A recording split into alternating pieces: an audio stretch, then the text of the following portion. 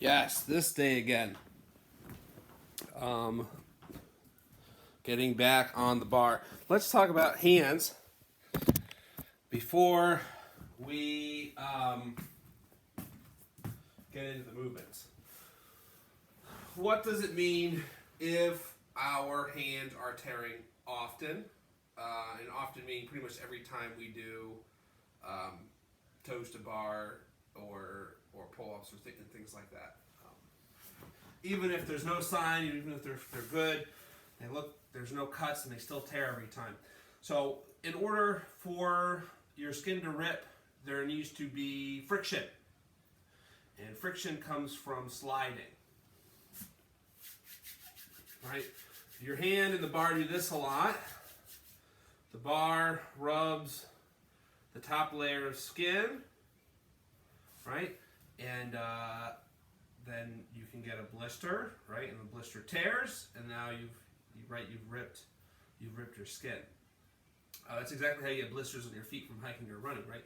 The back of the shoe and your heel rub enough, and it irritates the skin, so your body puts some fluid between your skin and the rest of your body, and now you've got a buffer called a blister, and it fucking hurts. What's happening in your hand is much quicker. You're getting the rubbing, and there's not typically time for it to blister. It just the skin ends up rubbing off, right, and it rips. And often it's not the top layer of skin, but it's all your layers of skin, right? So it doesn't feel very good. Well, Brendan, how do I not slide on the bar? If you have to re-grip every rep, which you really shouldn't need to on this stuff because it's very low reps, you're going to tear a lot. A re-grip means you're sliding, right? If the bar's here and I re-grip it on my fingers, the bar slid down every rep. Like I said, it's pretty low rep. What are we doing, 4 at a time? So you shouldn't have a lot of sliding. Side note, things that help you slide are those grips. I'm not sure if grips is the right name, but they are used to create a sliding surface so that you can slide on the bar, and it will create a buffer between your hand and the bar, but eventually it's still going to tear if you do enough reps, if you slide enough. So for this, let's leave those off for today. The reps are pretty low. You shouldn't be sliding a whole lot anyway with these movements on the bar, and just get a good grip and you'll be fine. So take your mitts off. This is what I'm getting at. Okay, pull-up negatives. I'm not at the gym, as you can see. I'm in my living room because I didn't bring my recording device on our walk today. Silly me. And I don't feel like going back out because I'm lazy. So I'm going to discuss what we talked about last time for a video of what we did. Check out last week, that's week 5, day 2, is when I went over this stuff. Especially, you should all probably do this, and I really should have recorded this because I had a few people sending me videos of things that we were not doing. They asked me if I did it right, and I said, no, did you watch the video? And a lot of them actually said no. So, I mean, why am I doing this if you're not going to watch it? Maybe we'll just stop making these videos, right? Half you guys don't watch it. Anyway, pull-up negative, we are working on the lowering portion of the movement. So we've got up to the top of the bar, and we're going to lower over a count of 10. When you lower,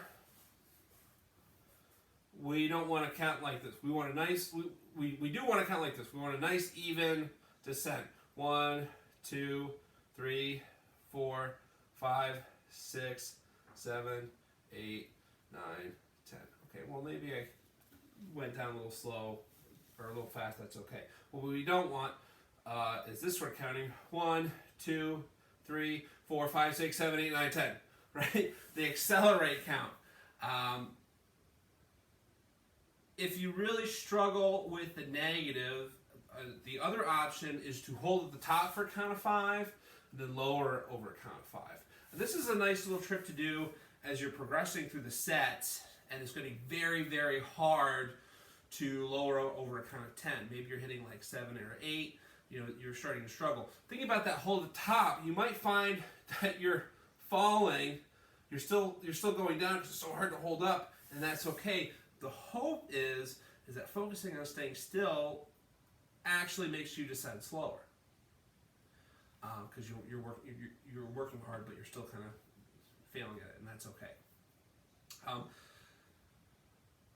Take your time on these, rest as needed, so you can get good negatives every time. Brennan, how do I get up to the bar? We're working on the way down, but how do I get up there? Well, if you can do a strict pull-up without a band, do a strict pull-up. Brennan, I can do a strict pull-up with a band. Not what I said. Put your band away.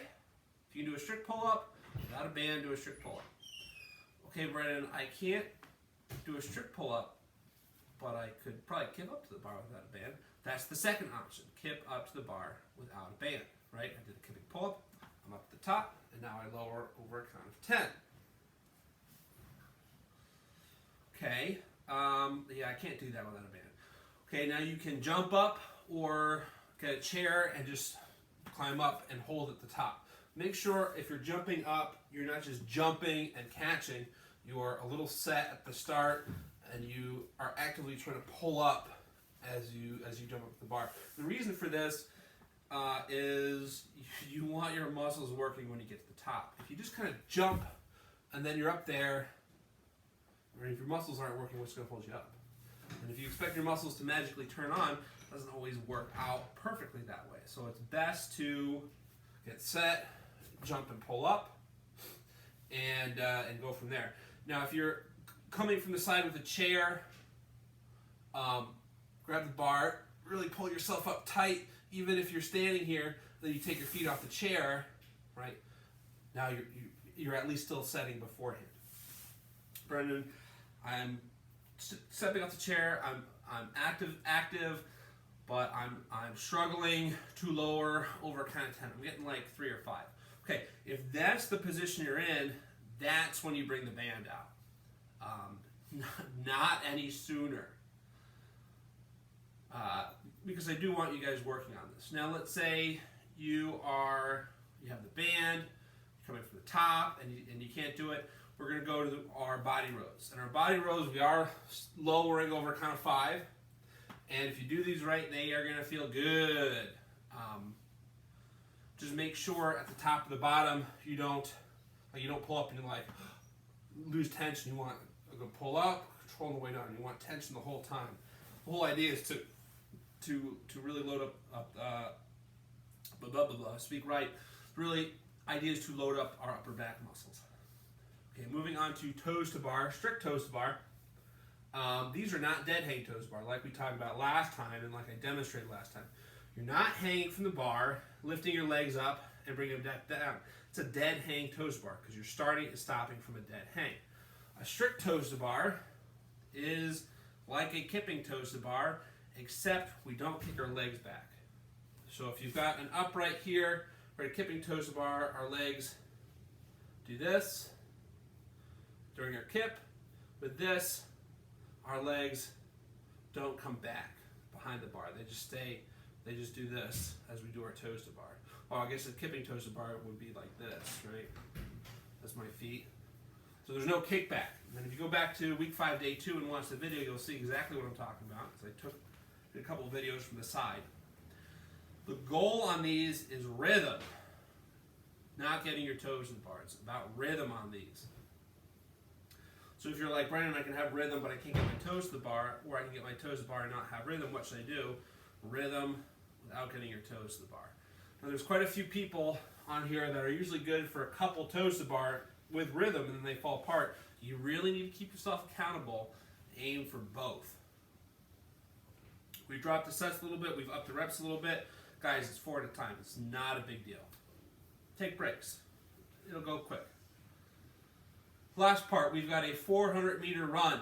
Brian, we're going to count or measure. Yes, you do. It's not that hard. Here are a few options.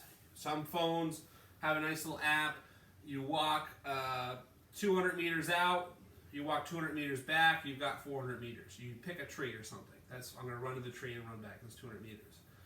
Brandon, I don't know how to do that. I don't have an app. Okay, well, you can get in your car and set your odometer or your mileage, your trip mileage to 0, and drive 0.1 miles, and then just a little bit further. 0.12 back, 0.12 out, 0.12 back is a quarter mile. That's 400 meters. You just did it. Brendan, that's still too complicated. Well, here's the most annoying method, is you count your stride. You count your steps. If you don't know your stride, my stride is 2 feet, by the way. What you do is you get a tape measure, 10 feet, and you do this. 1, 2, 3, 4, 5. Oh, I walked 5 steps in 10 feet. That means every step is 2 feet. We said 400, we're going to do a little math here on my handy dandy calculator. So there's how many feet? 5,280 feet in a mile. We said we're doing a quarter mile, so divide by 4, right? Well, we said we only have to go, we're going to go out and back, so we're going to divide that by 2. So it's 660 steps, 660 feet out, 660 feet back. Well, my stride is 2 feet per stride, so I have to count 330 steps. Yeah, not the most fun way to do it. Or you can just run around the block. It doesn't have to be exactly 400 meters. If you know how long it takes to run around the block at the gym, find a loop that's about that size. Most people, I'm going to say 2 to 4 minutes. Or here's an option. Oh, here's a great option. I knew I did this on purpose. You're going to love this. So you go to the high school where the pull-up bars are. You do your pull-ups and your toes to bar. And what's that? It's a track. What's one lap around the track, guys? 400 meters. Boom. You don't even have to go somewhere. You don't have to measure anything. Find a track. The track is 400 meters around. Those are your options. You do have some dumbbell stuff in there. You've got your swings, right? And we'll just go shoulder height, whether it's a dumbbell or a kettlebell today. And you've got some rows, some one-arm rows. And rows are per side, 12 per side. Brendan, I'm at the track. Well, I'm sure there's some benches or bridges nearby. Worst case scenario, you can do it this way. All right? There are some modifications on there. If you can't do some of these movements, that's what you're doing. And if you're doing that if you don't have the appropriate equipment. So have some fun. Oh, and hopefully you did this workout yesterday or this morning when it was fucking gorgeous out. Not, tomorrow when it's raining.